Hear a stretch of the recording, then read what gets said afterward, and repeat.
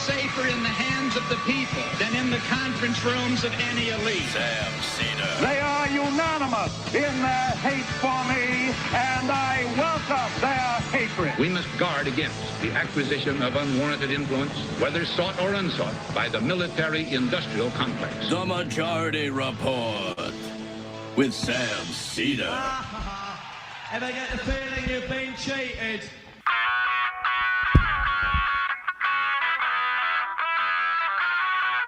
It is Wednesday, March 29th, 2023. My name is Sam Seder. This is the five-time award-winning Majority Report. We are broadcasting live steps from the industrially ravaged Gowanus Canal in the heartland of America, downtown Brooklyn, USA. On the program today, Hannah Story-Brown, writer and researcher at the Revolving Door Project. And then Michelle Eisen, organizing member of Starbucks Workers United, as Howard Schultz sits in front of the help committee and whines and obfuscates at this very, very moment. Meanwhile, Joe Biden says Bibi Netanyahu is persona non grata until he makes a shift towards democracy. Donald Trump, a New York grand jury, will offer no result this week. Federal judge rules that Mike Pence must appear before the grand jury investigating January 6th. Police report that the Nashville killer used all legally bought guns in their killing rampage. Apparently, they were under doctor's care for an emotional disorder. Sam Bankman-Fried charged with foreign bribery. Whistleblower says that Credit Suisse helped U.S. rich people with tax evasion. Virginia Governor Youngkin rolls back voting rights for former prisoners back to 1902.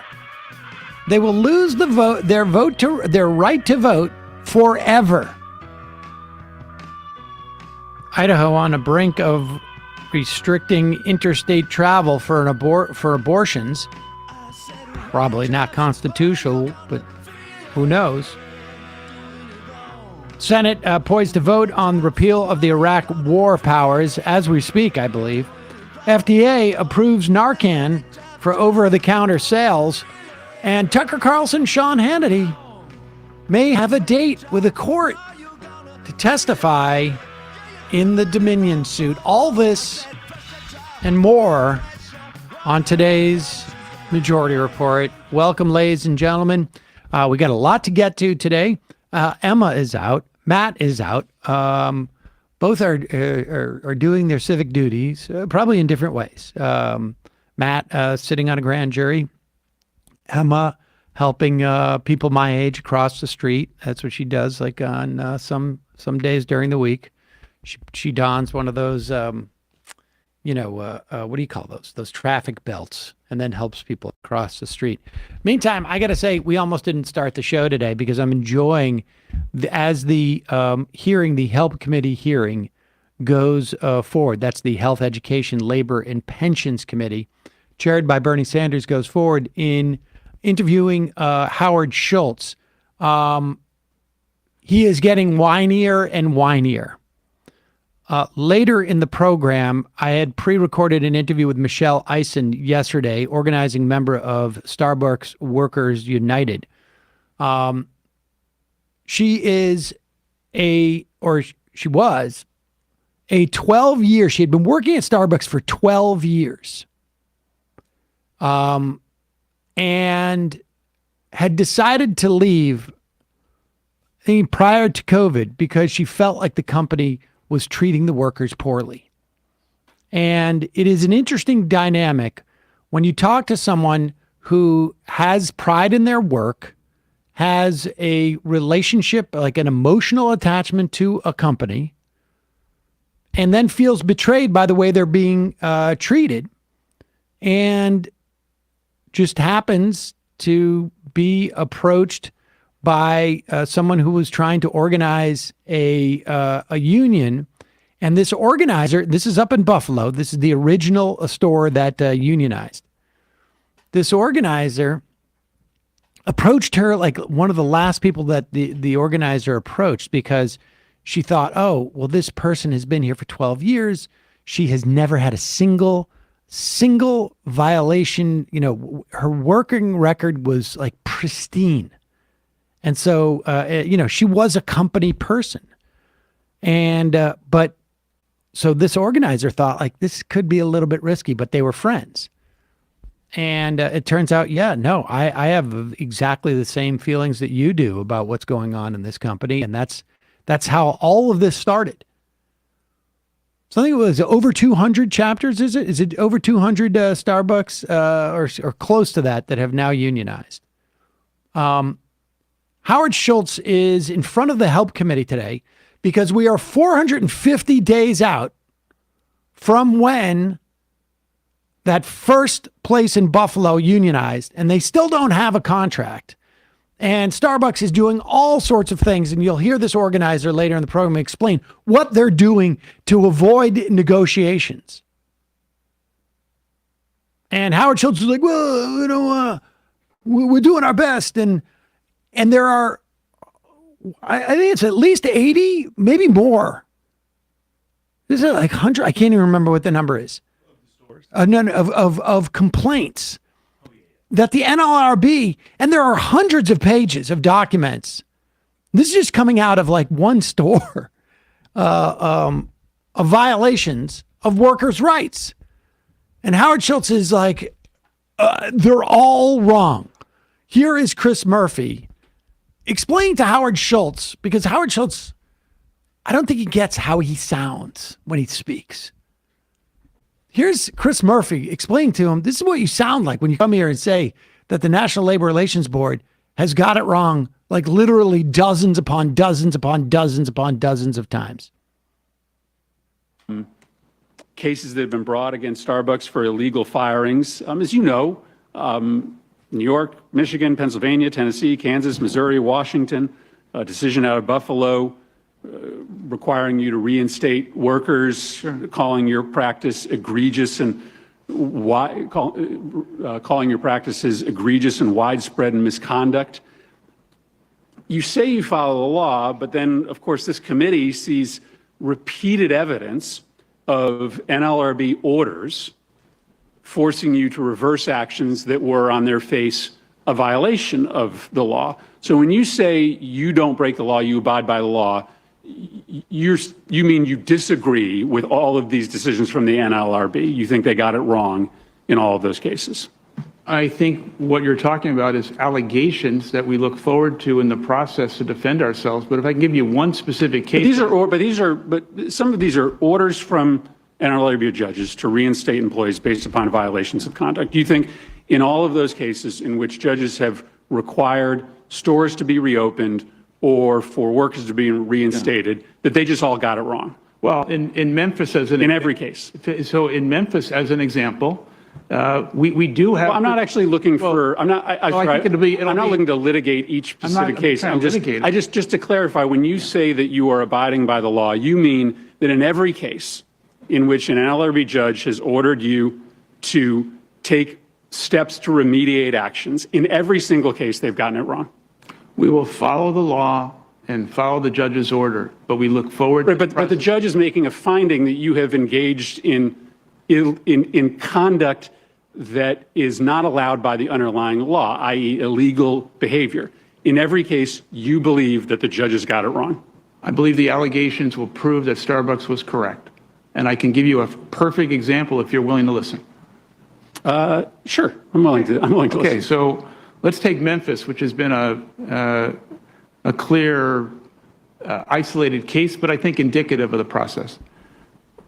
Safety at Starbucks is critically important. We want to protect and preserve the safety of every one of our people. In 1997, we had a tragedy in Georgetown where 3 Starbucks partners were murdered. And so as a result of that, we have always taken safety very seriously. But after that, everything we do is about partner safety. Now, in Memphis, a Starbucks person who agreed to join the union, after hours, opened up that store for activities that were not consistent with safety and procedures at Starbucks. No one should open up a store that is closed. The manager took a disciplinary approach and terminated that person. That person was reinstated. That is the fact. Safety is key at Starbucks. So we can't be held accountable for things that we believe under the procedures of Starbucks that are based on safety for our people. And that is a clear violation of our procedures. I understand. I'm trying to square your testimony in which you insist that you rigorously follow the law. Yes. With overwhelming evidence from the organizations that are charged with enforcing American labor law that is not the case. It is akin to someone who has been ticketed for speeding 100 times, saying, I've never violated the law because every single time the cop got it wrong. There you go. And that is his contention. Howard Schultz can come up with one example from afar where the judge didn't understand properly based upon his story. Howard Schultz is right there, his story. But literally, we're talking not just dozens. I mean, dozens upon dozens upon dozens upon dozens and hundreds of pages. And understand, too, when the National Labor Relations Board does this, they are painstaking about trying to make this ironclad because they know that Starbucks has an army of union-busting lawyers who are going to come in and fight these things. We're going to be talking to Michelle Eisen in just a little bit later in the program. We'll play more clips from this hearing. He was whining big time. And this is like a big day for really wealthy people to whine.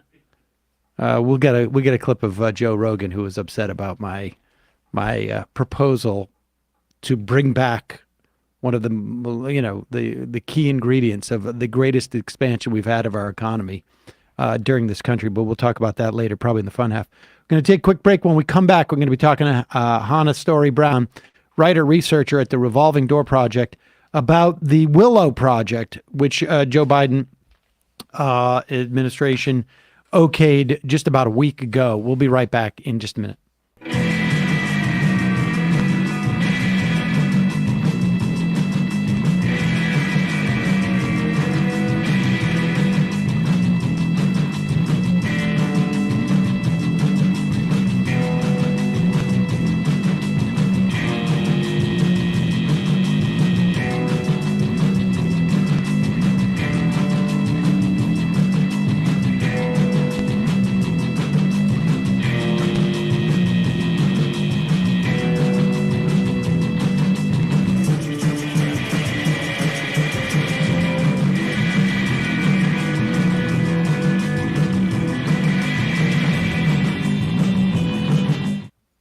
We are back. Sam Seder on the Majority Report.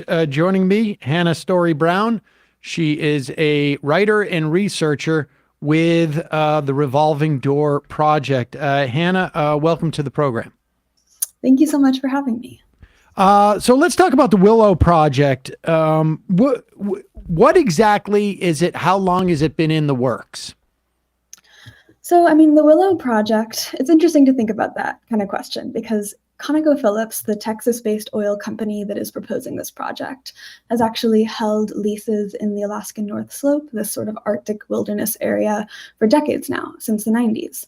But under the Trump administration, they proposed what was called the Willow Project, what is called the Willow Project. And the Trump administration approved it, kind of just the way that ConocoPhillips wanted it.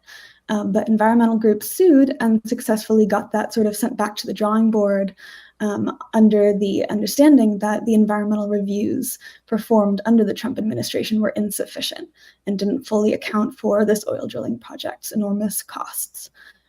So it's been a litigation battle for a number of years now. And about 2 weeks ago, Biden's Interior Department went ahead with approving a somewhat scaled down, but still, largely quite significant drilling project in the Arctic that would still allow ConocoPhillips to produce over 500 million barrels of oil, and it's about 92% of the oil that they had initially sought to drill under the Trump administration.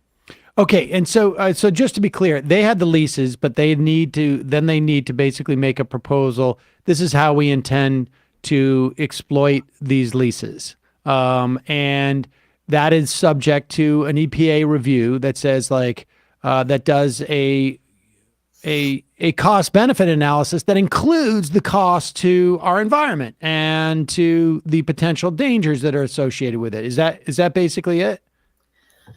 More or less, yeah. So, I mean, the Interior Department and several of its subdivisions, including the Bureau of Land Management, the Fish and Wildlife Service, are all involved in those reviews and that analysis process that you're talking about. The EPA also weighs in.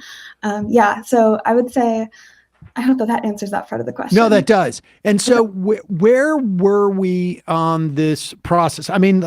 People, I think it's quite clear. I mean, the amount of carbon is worth something like almost 2 million more cars, as if we were to put 2 million more gas cars on the road than we had planned to do. There's, obviously a big move to electric cars. We're setting that back by years and years. Like you say, 239 million metric tons of carbon dioxide. That is the equivalent of 64 new coal plants operating for a year, or again, like almost 2 million new cars. Before we get into the all of the potentials of like what it means to put these roads in that area, what it means to develop the Arctic in a way that is like exclusively industrial, and the potential dangers of leaks and methane leaks, et cetera, et cetera.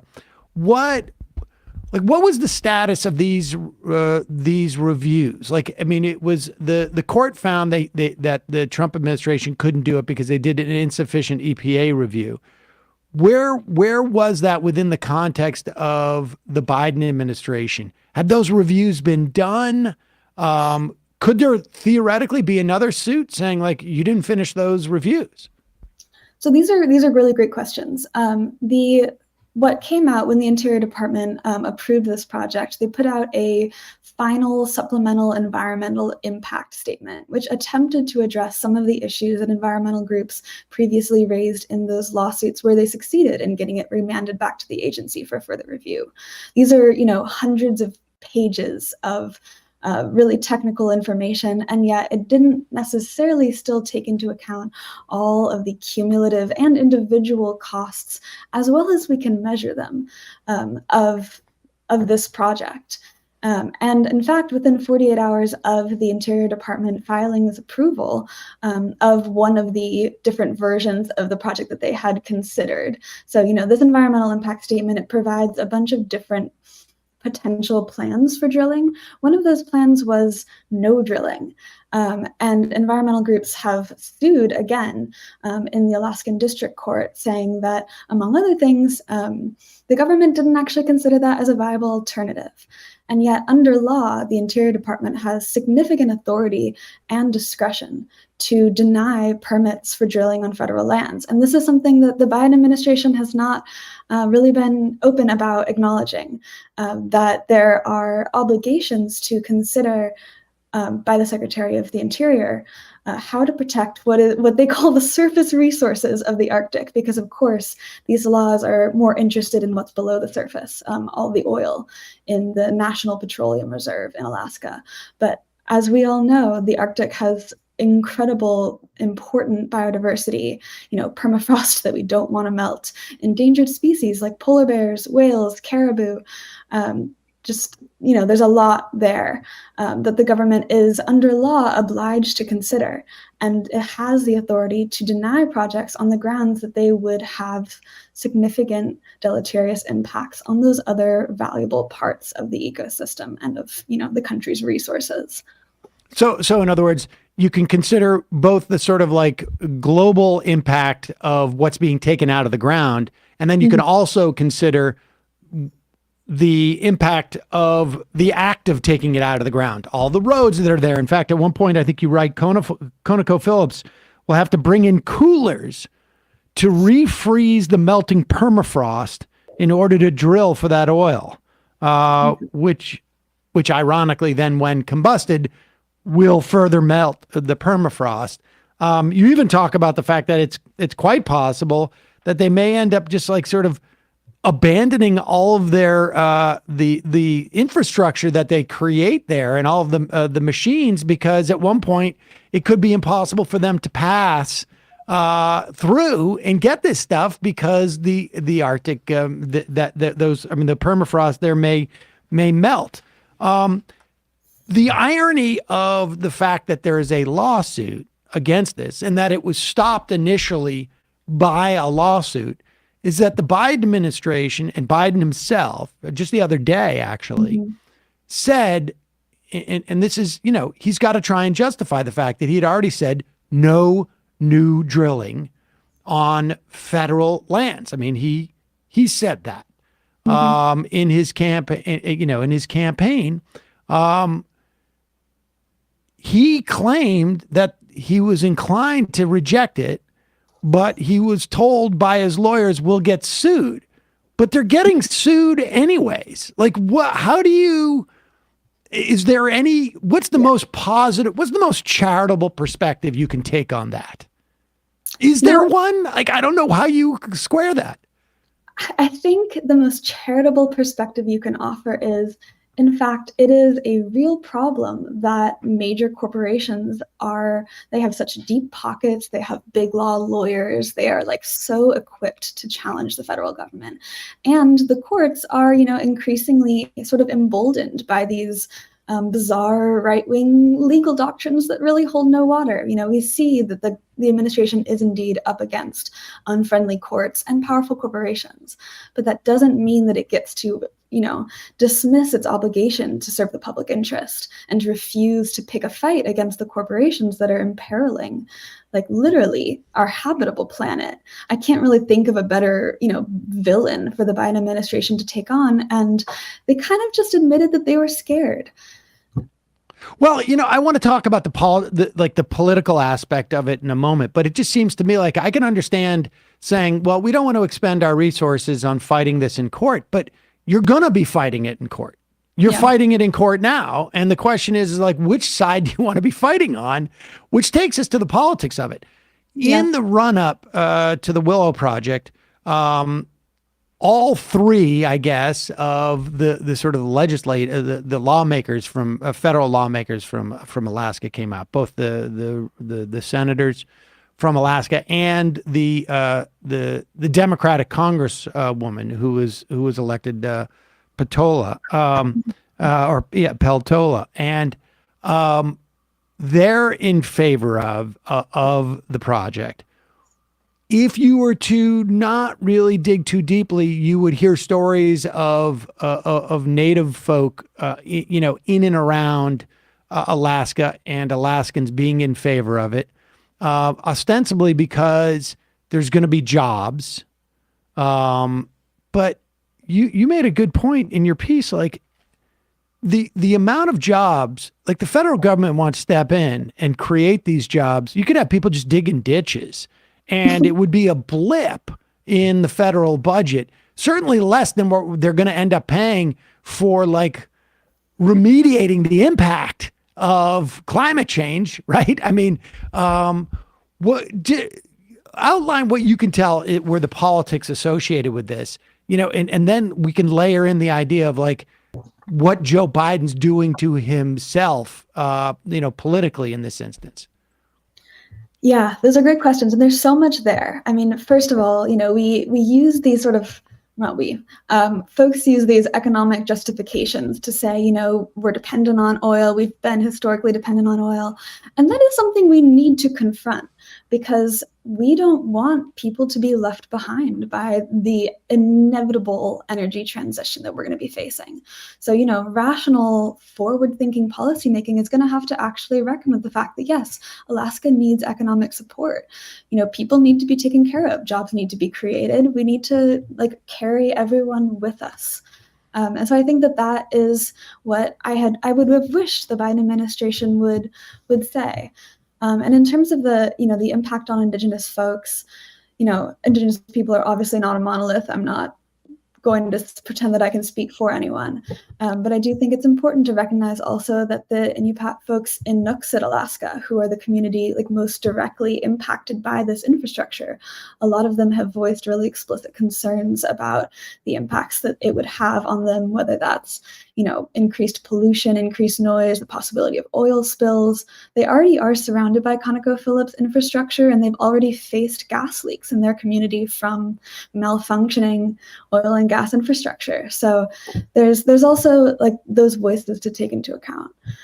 What of the supposed trade-offs? There were other leases that Conoco sort of traded back. We agree not to use these leases if you let us do this massive project. My jaded perspective on that is, if they have leases that are unused, it's because they don't think they're valuable. And they're giving back things that they would have never exploited in the first place. Am I wrong about that? I think that's a pretty apt read. I guess the frustrating thing about, not engaging legally in this instance is the willingness for Conoco investors, for across the board, to invest in a project of this size 10 years from now, maybe even 5 years from now, is going to be much less, because we're going to be further down the road to making this transition. And so a legal strategy that was just built upon drag this out would in fact have a lot of potential to stop this whole thing, right? I mean, that's sort of what we saw with Keystone XL. It just became more and more costly as things dragged on, and it was the denial of this permit was almost like at that point sort of a fait accompli. It didn't really matter as much. Was that potentially the dynamic here? I mean, it's so frustrating and angering that the Biden administration chose this path as opposed to another. Yeah, especially because you're absolutely right that if the administration had chosen to, reject this specific proposal, not even to say, we reject any proposal no matter what for drilling in this specific area going forward, but just to say, this one we have significant concerns about, we can't approve it. If that process had continued to be mired in delay, which, the government has the absolute authority to do, we would hope that, in years to come, this would become a lot less economically viable for the company, and it would sort of solve itself in that way. I actually feel like worth pointing out is that just today, the Biden administration is auctioning off 73 million acres in the Gulf of Mexico. It was obliged by the Inflation Reduction Act to hold some sort of lease sale for those waters, but it was not obliged to hold a lease sale for that many acres, like almost the total unleased area in the Gulf of Mexico. So I think just pointing out that the Biden administration does not have to go all the way and saying, yes, fossil fuel infrastructure, we're going to just open it up.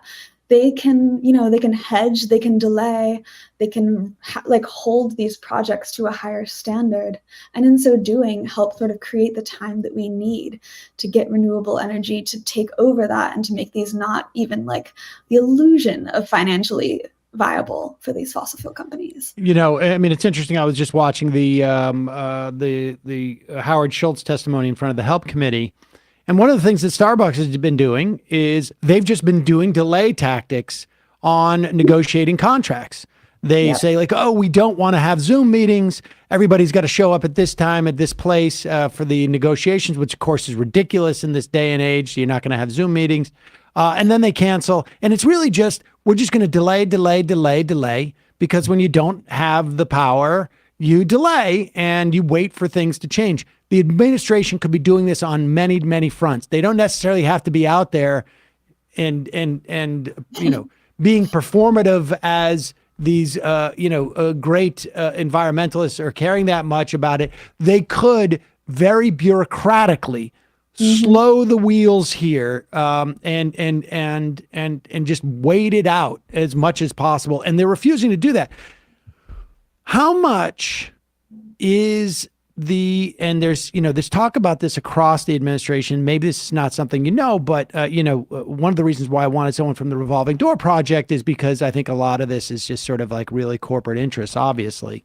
How much of this do you think, and there's no way to prove this, right? But does the having Ron Klain no longer the chief of staff and this guy, Jeff Zients, who is about as corporatist as it gets. And I've also heard, frankly, not that competent. How much of it is a function of this new chief of staff coming in and really sort of like deciding who's going to get to Biden and what their perspective is going to be at any given time? It's a really good point.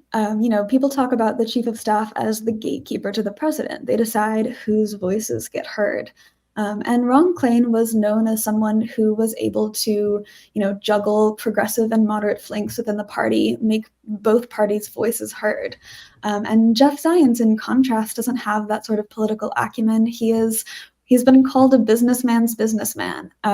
He was in the Obama administration very explicitly the sort of business liaison for the administration.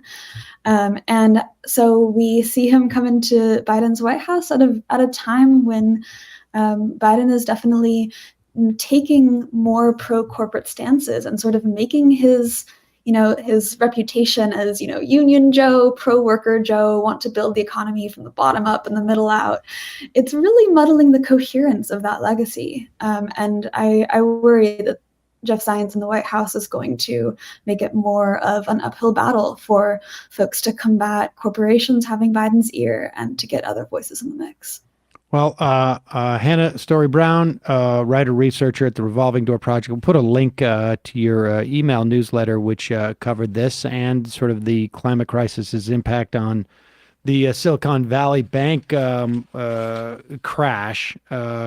the other week. Really appreciate you coming on. Thank you so much for having me. All right, folks, we're going to take a quick break, and then we're going to play an interview I did with Michelle Eisen. She's an organizing member of Starbucks Workers United. This is an interview I did with her yesterday evening. And as we speak, I think Howard Schultz is still in front of the Help Committee whining about well, we'll play some clips after the interview of what's going on in that hearing. But here is that interview now.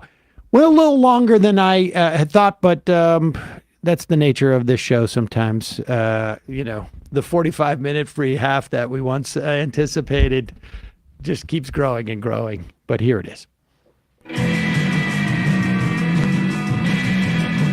We are back. Sam Seder on the Majority Report. Joining me now, Michelle Eisen. She is an organizing member of Starbucks Workers United from Buffalo. Michelle, welcome to the program. Thank you so much for having me. Excited to be here. So you were one of the original organizers and you guys up in Buffalo started, I think, largely started this sort of wave across the country of Starbucks organizing. We spoke to Jazz Bresack, I can't remember, some time ago. And got a sense, I think, as this was sort of like building across the country. Let's start just with Buffalo and talk about how the organizing started there and then where it went from there.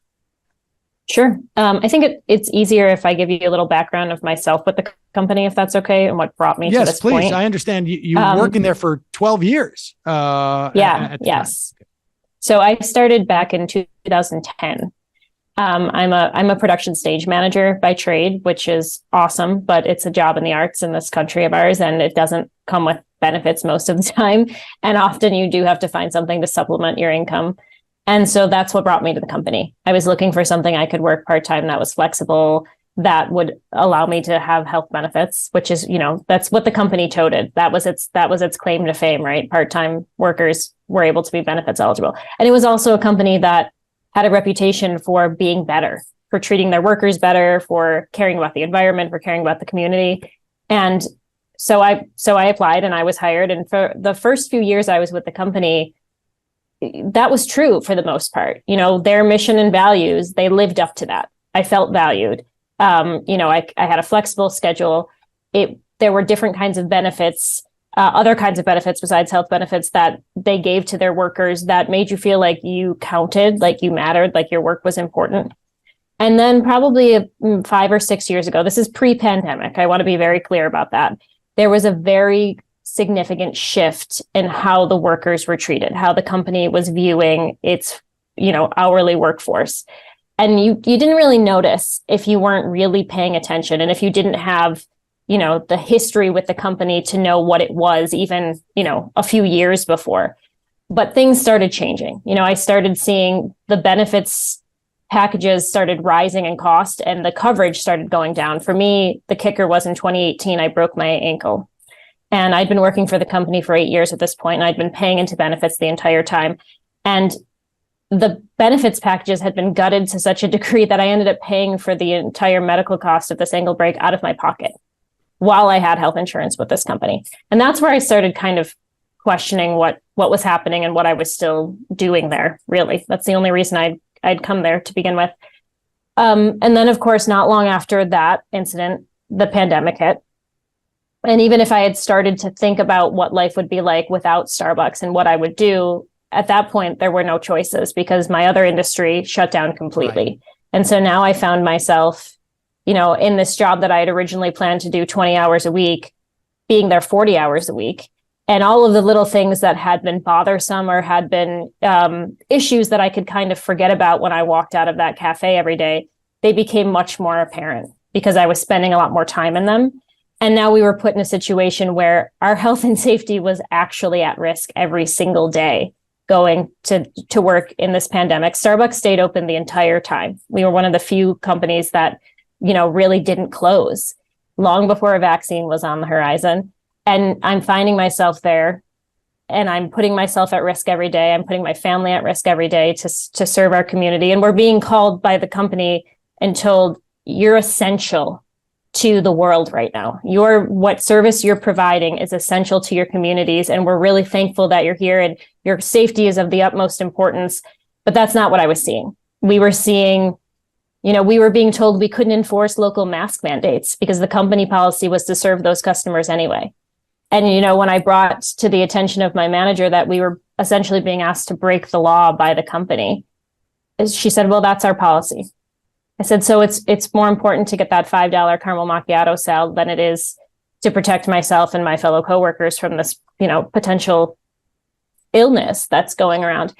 And I actually came to the conclusion that I was going to leave the company. The pandemic had pushed me over the edge. Watching Kevin Johnson on these financial shows bragging about the record-breaking profits the company had been pulling in the midst of this global pandemic. And juxtaposed with my coworkers crying in the back room because working full-time for this billion-dollar corporation, they didn't know if they were going to be able to pay rent and put groceries in their fridge. Things were just not adding up. They weren't making sense. And so I decided I was leaving. I didn't know where I was going to go. I was hopeful that my industry was going to open up, soon. This is probably about June of 2021 now. So we've worked through a year of the pandemic. And then just to be clear, that other you were in like a film and commercial production, or was just live staging production? Live theater. Okay. Live theater. So that even came later. That came even much later. It did. Yep. Okay. It did. Yeah. For obvious reasons, right? Right. I wasn't prepared to sit next to a room full of people absolutely not at that time. No. Yeah. I mean, things are just kind of maybe getting back to some sort of normalcy now, and it's 2023. Right. So June of 2021, I've come to the conclusion that I'm going to leave. I'm going to do something somewhere where I'm feeling at least somewhat protected and valued.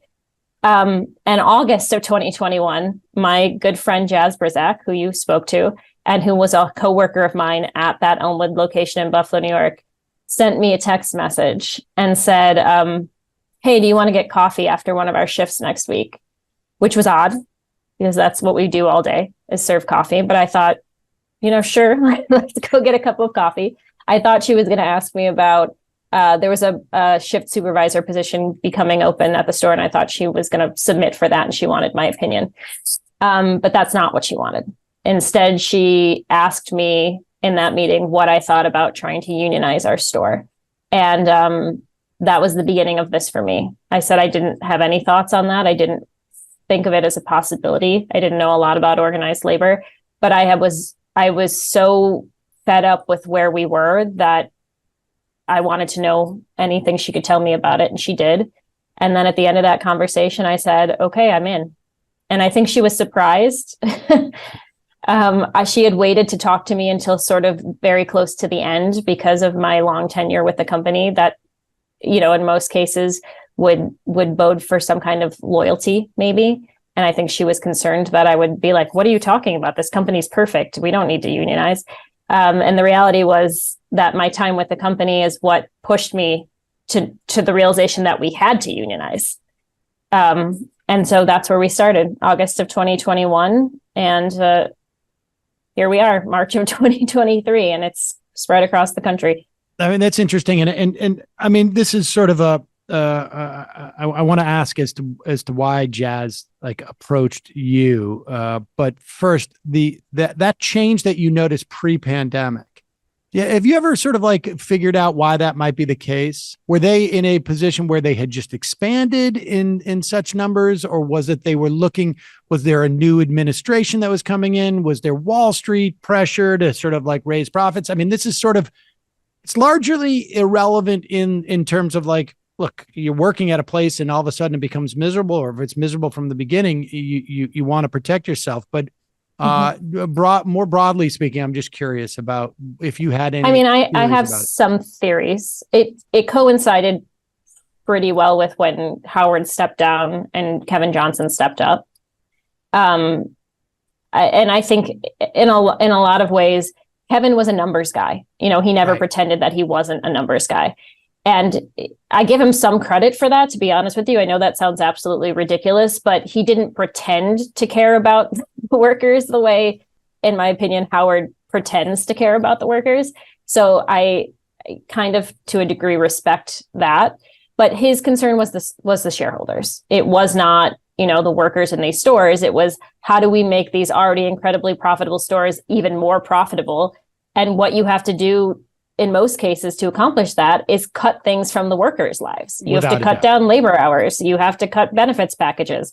So it coincided very closely to Kevin coming into power. And we should also say that I don't know specifically in this instance, but I would be very, very surprised if the people who hired Kevin, the board of directors, and Kevin himself were not also shareholders. I mean, a big part of the reason why, the big part of the reason why they do this is that they have a sort of almost a second business running concurrently with the one that involves the employees. And that is a side bet on the value of the stocks. And if they have the ability to raise the value of those stocks, even if in the long term, it may not behoove the company because they're not investing in their workforce or their capital, they're gone, and their other business, the value of their stocks is doing great. And that's their lives. I mean, and so why do you think, and I think this would be interesting for people, because one of the things when we spoke to Chaz, which was Jazz back in, I think, June of last year, and we've spoken to a lot of people who have organized their workplaces. They're interested in those first moments as to when the organizing starts to happen. And why did Jazz ask you for for coffee because you were friends? Was she asking you because you were leaving?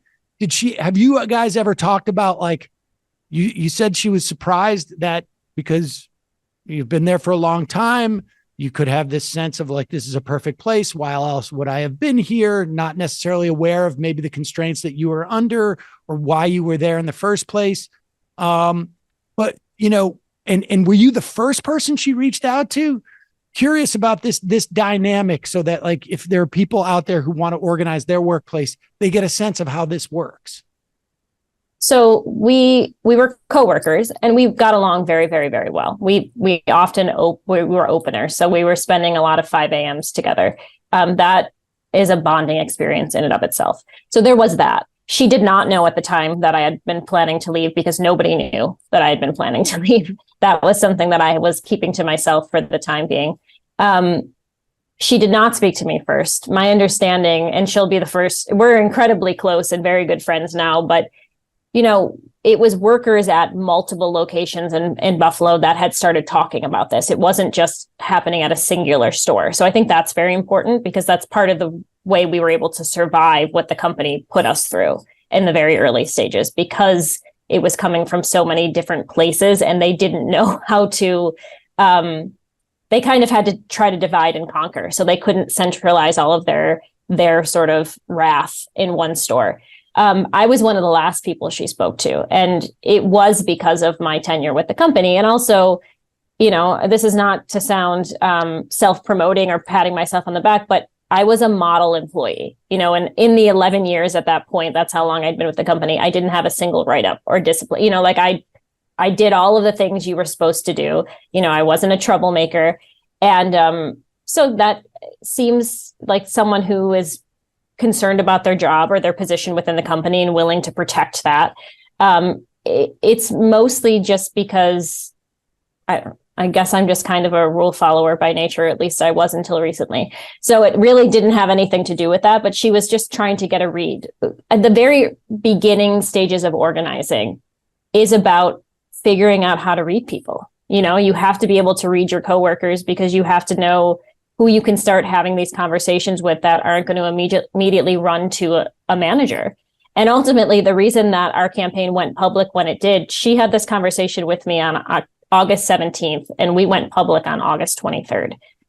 It was because inevitably someone did talk to a worker who did run to a manager.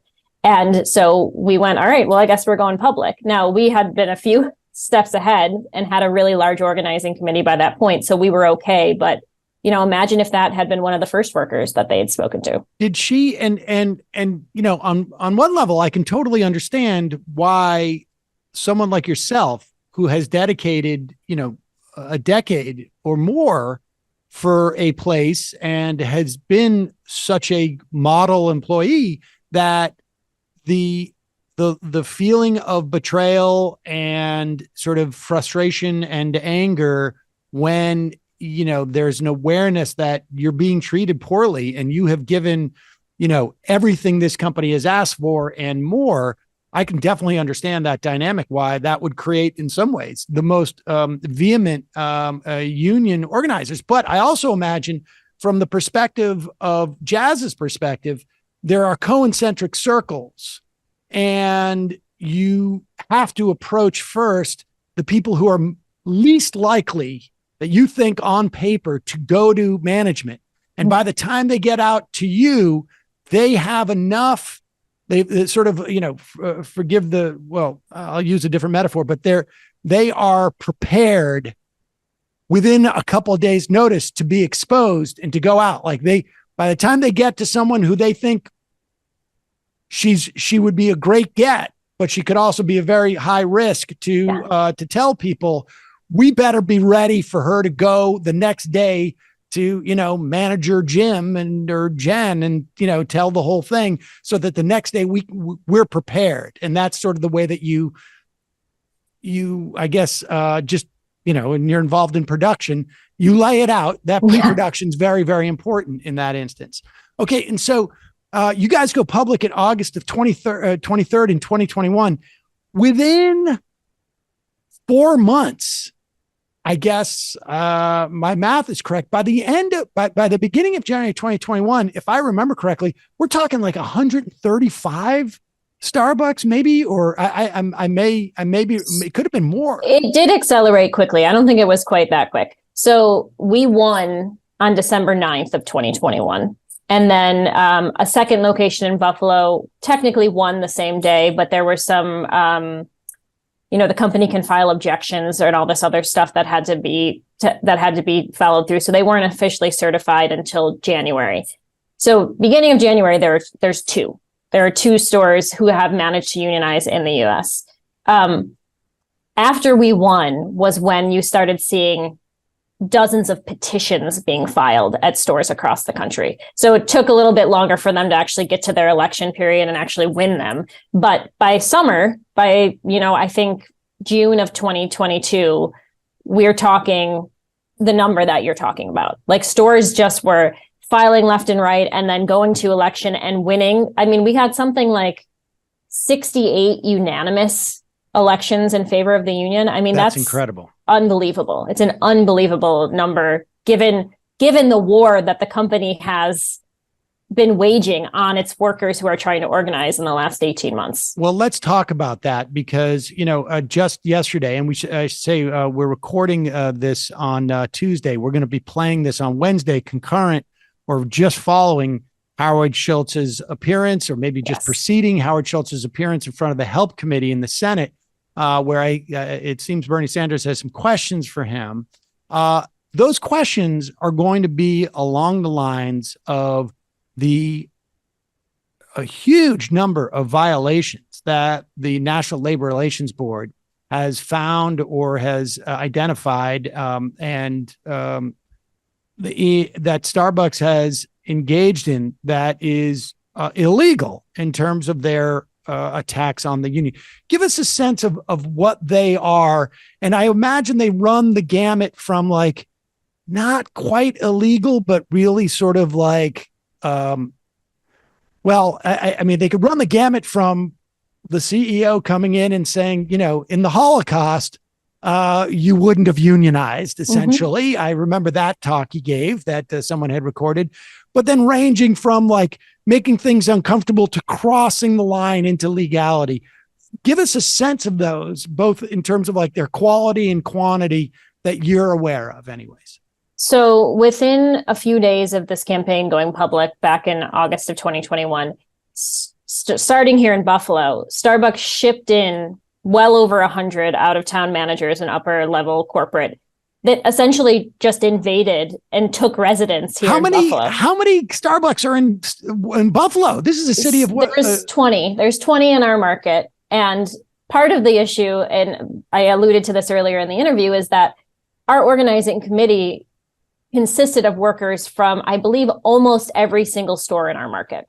So, and we sent that as a public letter to Kevin Johnson with our names signed publicly, those of us who were okay with putting our names public. So they didn't know where to focus their attentions when they came in here. It wasn't like it was a single store where they could say, okay, this is Elmwood and we're going to smash this out right now and it's not going to move any further. So they didn't know what to do. So all of a sudden, all of these upper level corporate members and high performing store managers from other stores across the country are being sent into Buffalo, and they're stationed here. It's essentially an invasion. At one point, there's an out-of-town manager sitting in one of the cafes, doing work on his computer, and he has pulled up on his screen some sort of graphic, and it says Starbucks Buffalo SWAT team. Like that's what they're referring to themselves as. And it started with what the company called listening sessions, which are captive audience meetings, basically workers being forced to attend a meeting on work hours. They're saying they love to say these were optional meetings, but they weren't, because workers were essentially being told, hey, you can come to this meeting for an hour and we'll pay you for 3 hours. So if you're an hourly worker living paycheck to paycheck and you're being told you can sit in this hotel conference room for an hour and you're going to get paid for 3 hours, you need that money. Or if you're an hourly worker who's being told your store's closing at 3 p.m. today, and you're normally a closer that works until 10 o'clock, and you can get paid for your whole shift, but in order to get paid for your whole shift, you have to come and attend this meeting. If not, then you're going to lose out on those hours. those are no longer optional meetings. Those are mandatory meetings.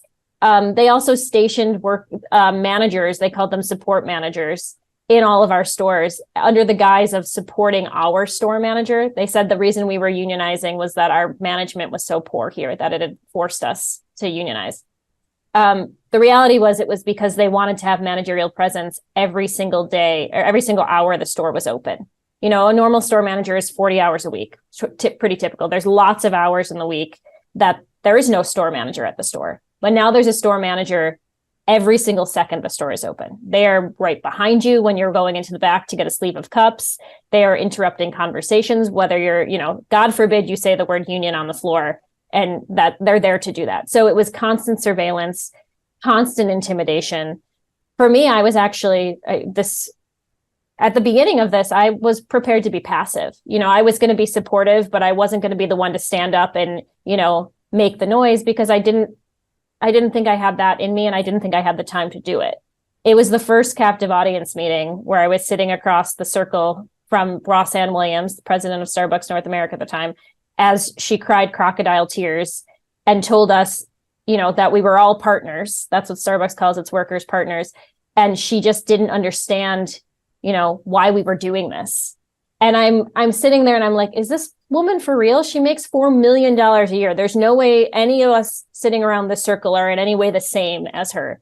And I'm looking at the faces of my coworkers who are scared, like they're being bullied into voting against their best interest. And they ended this meeting by saying, we're just giving you the facts. So if you want facts about the union, you need to go find a union organizer and ask them.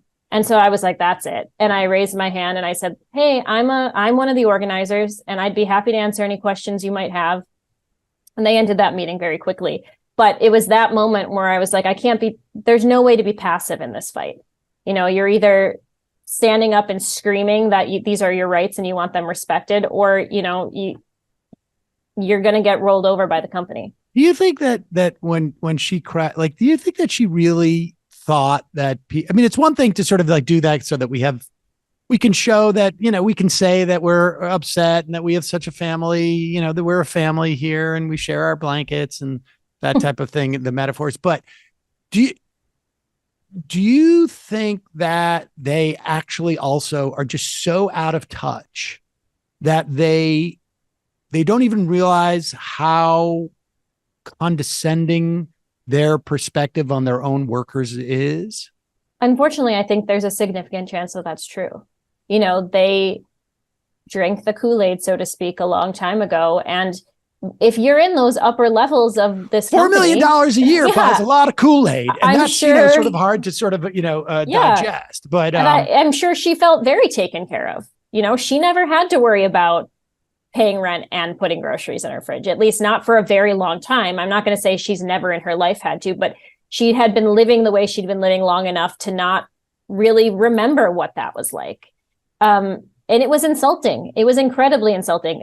Them coming into our stores in their $500 suits behind our counters in the middle of a peak, when we're crazy busy, and saying, oh, do you want me to take the garbage out for you? Do you want me to clean No, I don't want you to come in here and do my job for me. I just want you to compensate me better for doing my job. Right. It was condescending and it was insulting, and it was very, very uncomfortable to experience that for such a long duration, which was months. All right, so let's talk about these various violations, like these captured audience, I guess, meetings that they hold, and they fired people, right? And they threatened people, and they shut down stores where they anticipated unionizing. All of these things are illegal, and I was about to say the National Labor Relations Board just basically punished or came to an agreement, I guess, like a plea deal, if you will, with Chipotle for almost $300,000 for a restaurant they had up in Augusta, Maine, where they have to compensate these employees and they have to put them on a "we'll hire you back" list. And they basically had to, it's almost like a consent decree to not pull this kind of thing in their other New England stores and whatnot. Where are we with that in terms of Starbucks? So a lot of decisions have been coming down from these hearings that basically what ends up happening is the NLRB takes over when a unfair labor practices chart is filed on behalf of, the union because of egregious behavior by the company. It's then investigated by the National Labor Relations Board. And if they find merit to that, then they actually bring the company into a hearing, into trial. It's the National Labor Relations Board prosecuting the company for their behavior. And so I think that's very, very interesting because it's a whole process. It's not like, he said, she said, I said they did this, and then all of a sudden they're going to a hearing. It's an incredible amount of time and affidavits and gathering evidence to do that. Now we've gone to a hearing in a lot of these things. There was one in Buffalo that was 2 months long. That's huge. And the decision that the ALJ came down with a few weeks ago, beginning of the month, I think, the decision was over 200 pages long. That's how many violations they found that the company had committed against its workers. It may be the biggest in modern history. And that's just one. That's just one case here in Buffalo. And it was about illegal firings, firing people for being a minute late who had never been late with the company. So that's just one store that's one market. It probably one market. Okay, it's by market. Okay, I see. Yeah, I mean, it probably encompassed because they're regional stores. The hearings are held on a regional basis. I see.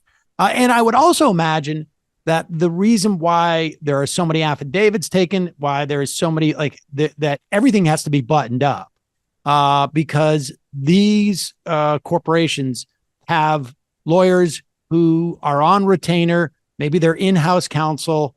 This is it. They've been paid for a long time, and it is literally it's almost like the fire department. Mm-hmm. You're here.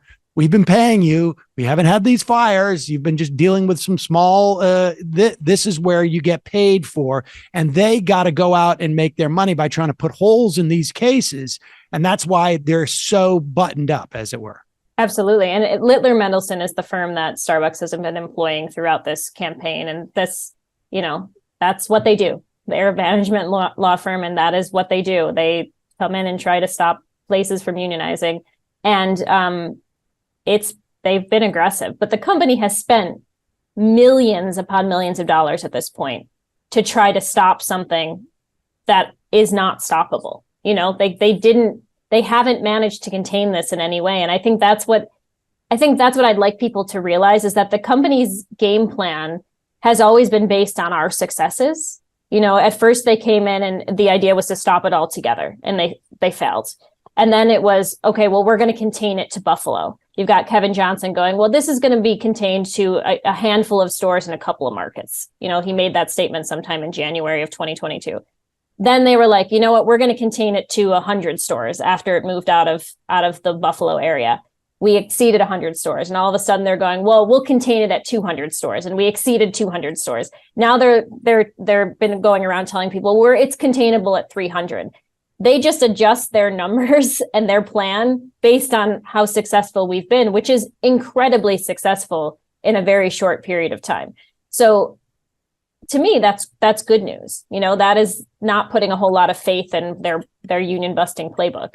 Where are we at in terms of actually getting contracts? People have to understand once the union is there, then they negotiate a contract, and the companies can drag their feet quite a while for that. And they have been. And the idea is to get people disillusioned with the union because, and so we haven't had a contract. It's been a year and a half. What's going on? What goes on during that time? So it's funny that you brought this up because I'm not even sure that you know this yet. And if you do, I apologize. But a decision or a complaint is about to drop in the Chicago region, which is alleging that the company is failing to bargain in good faith with the union. And that's a very, very, very big deal. What's been happening is the company has been coming into these bargaining sessions with stores across the country. I think, we've had somewhere just under 100 bargaining sessions since last October. And they're doing this by individual store basis. The company has only agreed to bargain individual store contracts. We can talk about that at a different time because that's just unbelievably crazy. But anyway, what they're doing is we are in a bargaining session and we have some members of our bargaining committee who can't participate in person for accessibility issues or geographical issues, something along those lines. And so we'd have a committee in person sitting at these tables, and then we'd have the rest of our committee members on a Zoom screen so that they could participate virtually. Well, the company would come in, look at the Zoom screen, and walk out of the room immediately and say, you know, we are not bargaining with you if you have any participants in a virtual format, which is just insane. It's 2023, and we've been, you know, unions have been negotiating contracts via Zoom since the pandemic hit. Well, that's, you know, the NLRB is now coming down and saying that was unlawful. You cannot do that. You can't use that as an excuse not to negotiate a contract with these workers. And so that just sort of came down yesterday. You know, it hasn't officially dropped, but it's a big deal. Wow, I did not know about that. And when they make a ruling like that, will they say you've got 3 months, or you've got, you know, we need a deal within 3 months here? I think what can happen is they recommend a remedy, what they would call for it. And then, like anything, it still has to go to a hearing. You know, it still has to actually go to a hearing where a judge hands down, you know, an official ruling on it.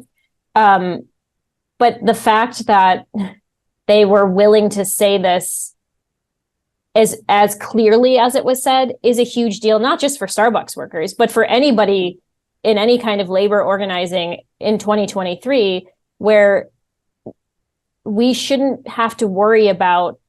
The company has done a lot of really egregious things when it comes to bargaining. Slow walking is a big part of it, but also failing to schedule sessions that allows our workers to get off of their shifts in order to be at these sessions, or canceling sessions at the last minute, or changing the location of these sessions at the very last minute. I mean, basically anything you can think of to delay the process, we've been put through in the last 18 months. And I imagine, you know, Schultz is going to have to answer questions about this, you know, on this day that it airs at some point in the Health Committee. The answer to this, I mean, a lot of this stuff is so cumbersome, and part of it is set up that way, like statutorily, because it disempowers the workers. And so, I mean, from your perspective, and I don't think we're going to see any, you know, pro-labor legislation well, we're certainly not going to see it out of a Republican controlled House, but I think there's, you know, we're a couple of senators away, even in a Democratic controlled Senate at the very least. But if you had to choose one sort of like statutory fix that, would be your ask, what would it be? I mean, the PRO Act had a lot of really, really great stuff in it. One of them was the limit put on, I guess it would be put on both sides, but it was definitely directed more to the company side, of a time limit based on when an agreement needs to be reached. Once a union right. has been certified, you've got the clock starts ticking. Correct. And then there's all sorts of other like powers that accrue to the union in that instance that would up their negotiation, their leverage really at that point. If the company doesn't come to the table in a meaningful way. And then that's major. I mean, like you said, we won in December of 2021. It is end of March of 2023. And my store, the first one, you know, we're still fighting for, I'd like to say we're fighting for this contract because the company has come to the table in a meaningful way, and we're just going through the real process of bargaining and negotiating, and that's what's taken this much time. But the reality is they've never come to the table in any meaningful way. We've come with very well thought out proposals. We've presented them thoughtfully. We've had workers there sharing their stories as to why, you know, a health and safety proposal is incredibly important to us and our jobs. And we've been met with, you know, stone-faced members of corporate and Littler Mendelsohn attorneys who just look angry that they even have to be sitting at a table in any form talking to an hourly worker. Right. And so, that's what we need. We need some sort of regulations put on time because, like you said, they'll drag it out. Michelle, just one when you go to that table, like you guys aren't just looking like we want, $50 an hour, $100 an hour. You're looking to both like increase things like health and safety, but also like scheduling things that take into mind that you're human beings and not, machines essentially. And what are the other big asks? And is it really that at the end of the day, are they worried about how much it's going to cost in terms of dollars? Or is there some other sort of like intangible that they just are afraid of empowering workers and they think that leads to something scary? I have a very hard time thinking and believing that it's financially, an issue because of what they've spent, what they've paid these attorneys to try to stop this. It would have probably been more cost effective to just come and negotiate this contract. The company makes something like over $1 million an hour. Like it's an absurd number when you calculate what the company brings in. So I can't believe that it's financial. To me, it's a power thing. We're fighting Howard Schultz's ego. That's the reality of the situation. Nobody likes being told that your life's work is not as good as you think it is. And that's where we are. We're fighting him and what, his very idealistic view of what this company is. And so, yeah, I think that's the main issue. As far as what we're asking for, we've got some core non-economic proposals, which include health and safety, which include organizing rights, the company recognizing its workers' rights to organize and essentially standing down so that we can do this without fear of retribution and retaliation and being fired. And as far as economics, we're asking for, a livable wage. We're asking for guaranteed hours and scheduling. Right now, if profits are down, one of their main tactics is to come in and slash workers' hours. So you could be working 30 hours a week, and then next week the schedule comes out and you're down to 15. So you've just cut my annual income by 50% because profits are down, and that's how you're going to try to balance that out. Unless you're telling me that, Howard's salary gets cut down by 50% when profits are down, you're going to the very bottom, to the people who are running these stores on a daily basis. They are the ones solely responsible for getting those drinks out, for keeping those customers, for nurturing those relationships. And you're saying, hey, profits are down. So you know what? We're going to have to cut your hours. And they're very careful. They don't say we're cutting your salary by 50%. They say we've got to cut hours until sales go back up. So that's a huge proposal, making sure that we're protected in that way. Right. I mean, the bottom line is, folks are working there because they need to pay for their lives, and their lives don't get any more cheaper in those moments. And again, we should also say, like, that's not a situation where the company's not profitable anymore. It's just that it's not as profitable. And their shares are just not as valuable as they were before. And we're talking millions, tens of millions, hundreds of millions of dollars to some of these people. I have to ask you this. Have you ever sat across the table from them and said, you need to be willing to find a solution that risks the imagination of a new kind of possibility? That's that was Bill Burton's. Definitely not in those words. I think what we have said is, we've sat across the table, and in these instances, I should note that it's not the company that does most of the talking. It's usually a Littler attorney that is the voice. Right. Someone who has no idea how this company actually works and definitely doesn't know what our jobs actually, entail. And we've said, hey, listen, here's the mission and values of this company. Can you look at us and tell us that these mission and values in this moment, in this recent history, are being upheld?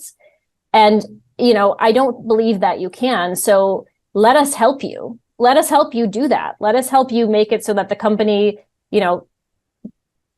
is actually what it professes to be. The lawyers don't. They definitely don't like that. No, they don't like that one little bit. Well, I think the word propaganda was thrown around a couple of times. My quote was, to be fair, was one that I've never forgotten, that Howard Schultz is one of his campaign managers said on a TV program about Howard, and I just found it so ridiculous that I had to ask if you've ever deployed that. I apologize for that. But thank you so much. I think it's great. Thanks so much for your time today. Really appreciate it, and hope to check in with you guys in several months to see if things are if Starbucks at one point just makes the decision that like we need to deal with our workers as human beings instead of just sort of I don't know, some type of cogs that increase the value of our stocks. Really appreciate your time, Michelle. Thank you so much, Sam.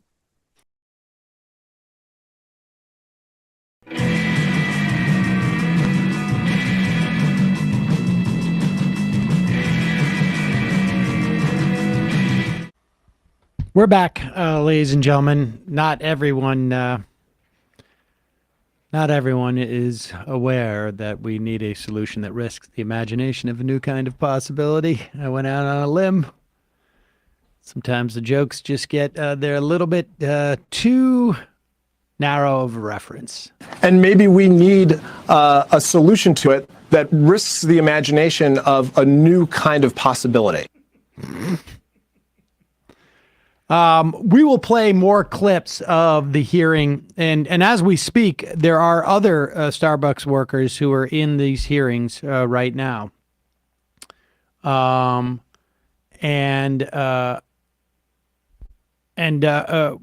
play some clips of Howard Schultz.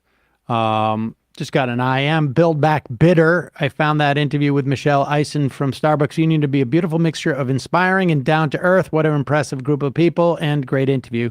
Yeah, thank you. I felt the same way. And that's why, I mean, I thought the interview was going to go 20 minutes long, and I just thought it was really instructive as to how you folks can organize your own workplace, both from a tactical standpoint and also sort of like, you know, the context in which that happens. And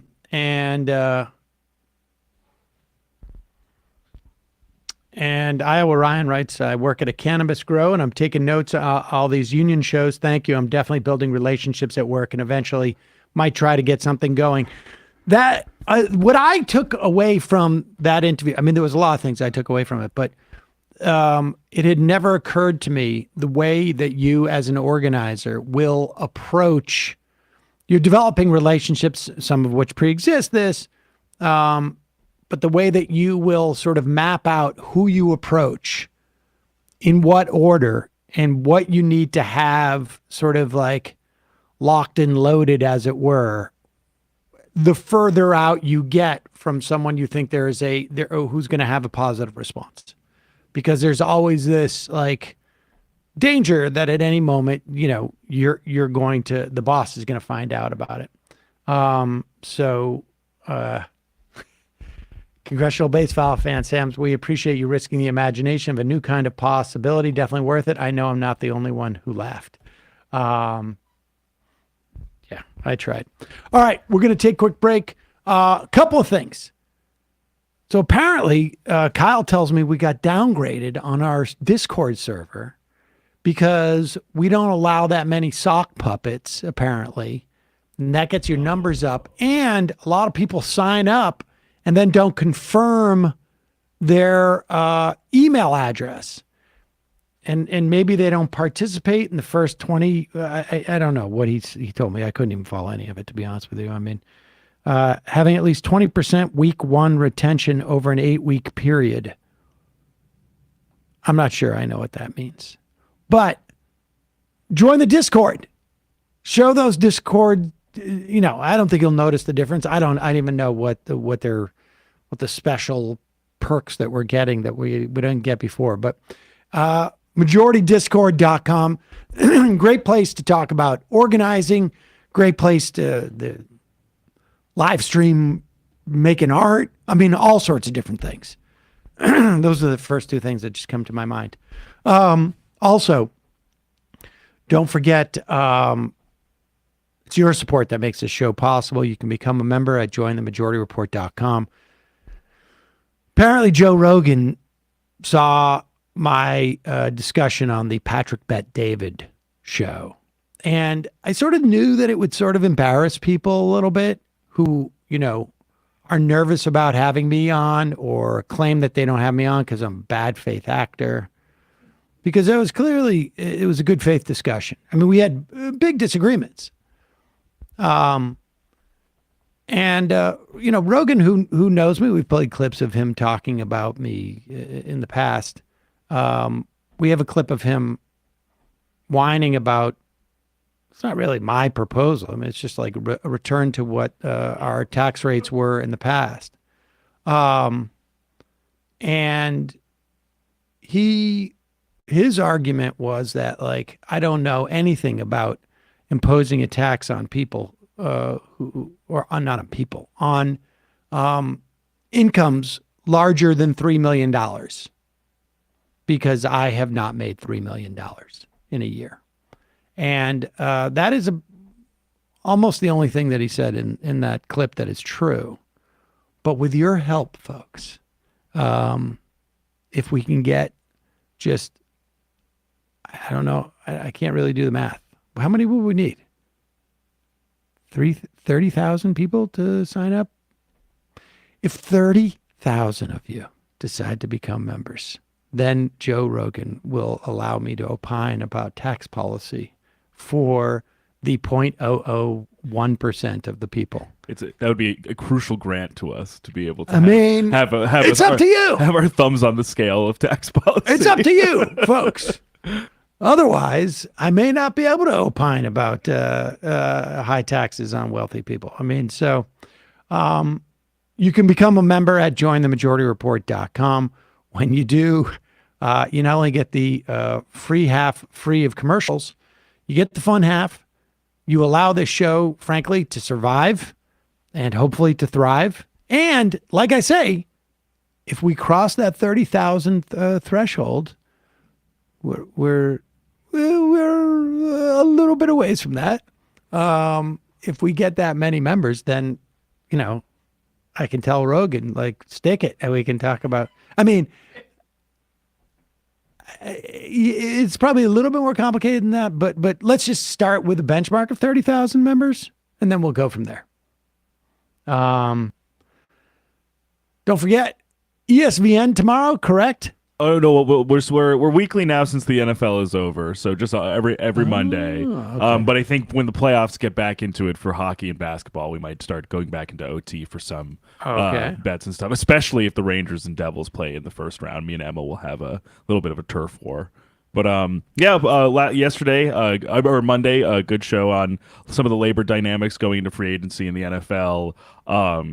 And just a little recap of the World Baseball Classic. YouTube.com/ESVN show for more of that and for some more clips too of the episode. Sounds good. Also, check out Left Reckoning. Matt, of course, doing his civic duty, sitting on a grand jury. Quick break. 646-257-3920. We'll go into the fun half. You are in for it. All right, folks. 646-257-3920. See you in the fun half. Oh, no. Are you ready?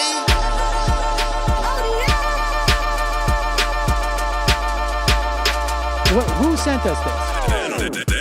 Anarchy. Alpha males are back. Boy is back. And the alpha males are back.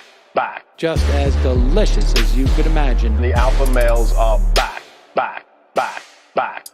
Boy is back. And the alpha males are back.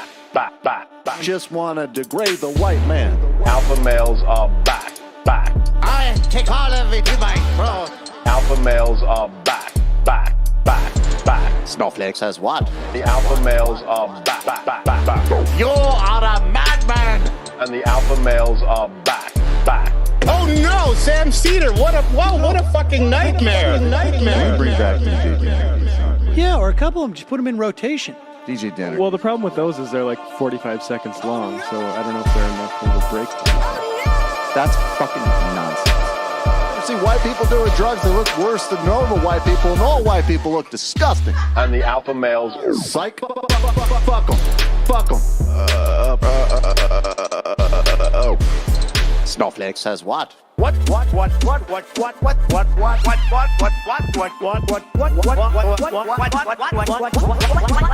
says what? A hell of a lot of bank. A hell of a lot of bank. A hell of a lot of bank. Okay, I'm making stupid money. Hell of a lot of bank. A hell of a lot of bank. All lives matter. Have you tried doing an impression on a college campus? I think that there's no reason why reasonable people across the divide can't all agree with this. Psych. And the alpha males are back. And the Africans are black African. And the alpha males are black. And the Africans are back. When you see Donald Trump out there, doesn't a little part of you think that America deserves to be taken over by jihadists? Keeping it 100. Can't knock the hustle. Come on, fuck 'em. Things I do for the bigger game plan. By the way, it's my birthday. Happy birthday to me, Jew boy. I have a thought experiment for you. And the alpha males are back. Africans are black. Alpha males are black. Africans are back. Come on. Come on. Someone needs to pay the price for blasphemy around here. I am a total pussy.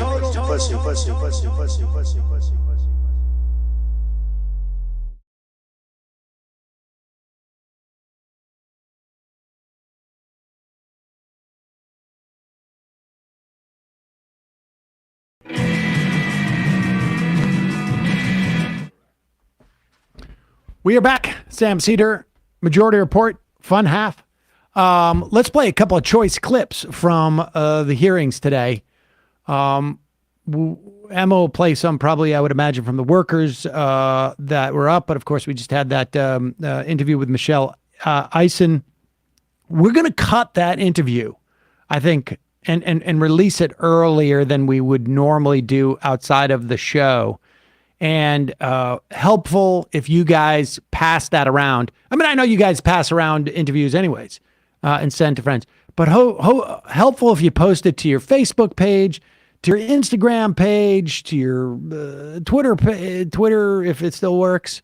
If you clip it on Twitch, whatnot, because people are going to be looking for stuff. They're going to be looking for Schultz, and Michelle Eisen is a good sort of antidote to some of the stuff that Howard Schultz was shoveling out there today. But let's just start with a reminder that Howard Schultz did not want to attend that hearing today.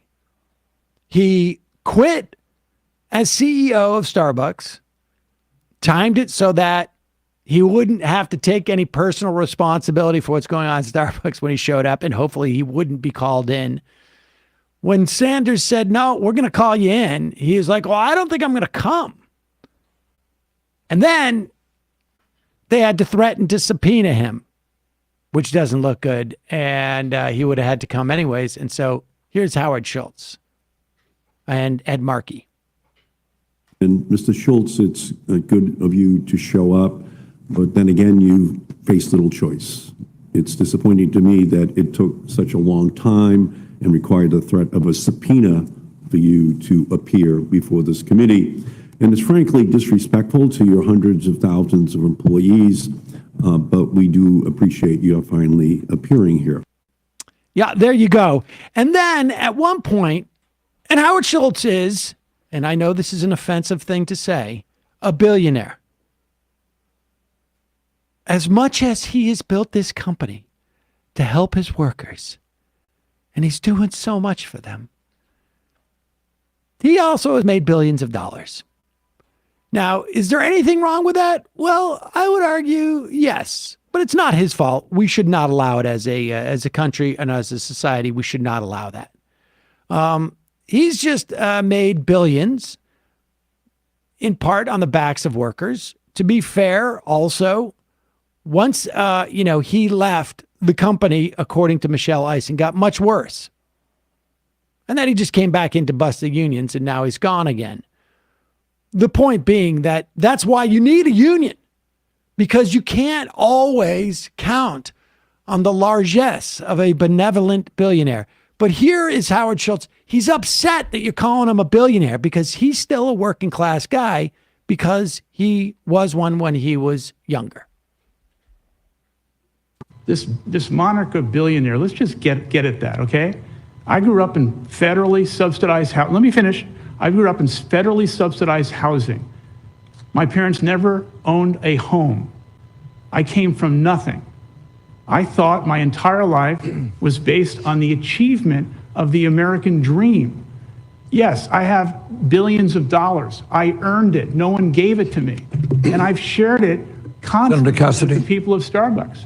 And so anyone who keeps labeling this billionaire thing, it's Mr. Schultz, I don't mean to cut you off. We have time limits here, and you have the opportunity. I'm not